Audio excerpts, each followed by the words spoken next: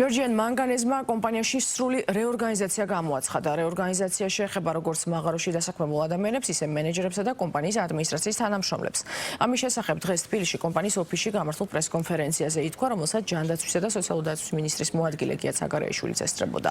მათი განცხადებით, რეორგანიზაციის გადაწყვეტილება სამმხრივი კომისიის ფორმატის ფარგლებშია მიღებული, რომელსაც პრემიერი მეთვალყურეობს და მასში კომპანიასთან ერთად პროფკავშირებისა და ჯანდაცვის სამინისტროს წარმომადგენლები შედიან. დღესვე ცნობილი გახდა, რომ Georgian Manganese-ის ჭეთურის საძარმოებს ახალი მენეჯერი მიხეილ საუცკი ეყოლება, რომლის მიზანიც ამ პროცესების სათავეში ჩადგომა, მათ შორის წლის ბოლომდე მაღაროების სრული დატვირთვით ამუშავება. რაც შეეხება რეორგანიზაციის პროცესს, კომპანიაში ამბობენ, რომ ის 3 ეტაპად წარიმართება. ყველამ, ვისაც სურვილი აქვს Georgian Manganese-ში იმუშაოს, დასაქმების შესახებ განცხადი თავიდან უნდა შეიტანოს.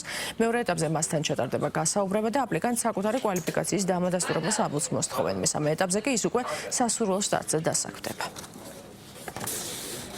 ეს გადაწყვეტილება ეფუძნება სტრუქტურული ცვლილებებით სამუშაობის აღდგენას ეტაპობრივად, რომელიც პრაქტიკულად უკვე დაწყებული არის და გულისხმობს განახლებული სასტატო სტრუქტურით თანამშრომლების კომპლექტაციას, ტექნიკური პროცესების განახლებას, დახვეწას და დაახლოებით მაისის 15-20 წლიდან ეტაპობრივად მაღაროების გაშვებას. სამუშაო ჯგუფთან კონსულტაციების შედეგად ჩვენ ვიწვევთ ბატონ მიხეილ საუცკს, როგორც მაღალკვალიფიციურ სპეციალისტს სამთო-მოპოვების საქმიანობის მიმართულებით, რომელიც უშუალოდ ხელმძღვანელობს როგორც აღდგენით სამუშაოებს, ასევე შემდგომში ოპერირებას. ჩვენი წინასწარი შეფასებით 3-4 თვის პერიოდში გაიშვება ყველა მაღარო. ჩვენ გვაქვს 3 მიზანი. პირველი, მაღაროების ტექნიკური გამოკვლევა, ახალი საშტატო განაკვეთის ფორმირება, რომელიც მთლიანად იქნება სამთო-მოპოვებითი სტანდარტების და ნორმატივების შესაბამისი. ასევე სერიოზულად გადაიხედება მენეჯერების ჯგუფის ფორმირების პრინციპი.